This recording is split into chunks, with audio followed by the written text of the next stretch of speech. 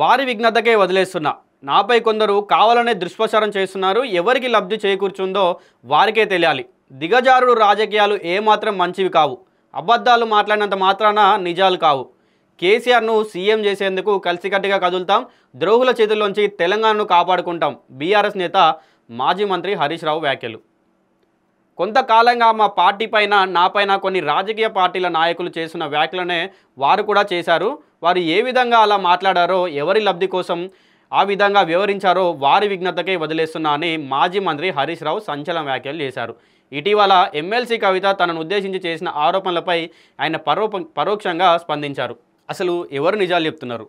Harish Rao BRS party నిజాలు చెప్తుందా, లేకుంటే కవిత నిజాలు చెప్తుందా? ఎందుకంటే ఈ కల్వకుంట్ల కవిత కూడా బీఆర్ఎస్ పార్టీ మొదటి నుంచి ఉన్నారు.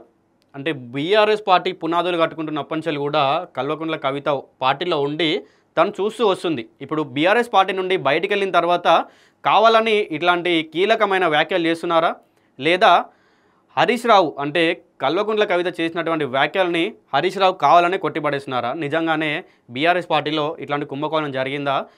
చూడాలి మరి ఏం జరుగుతుందని. ఇంకా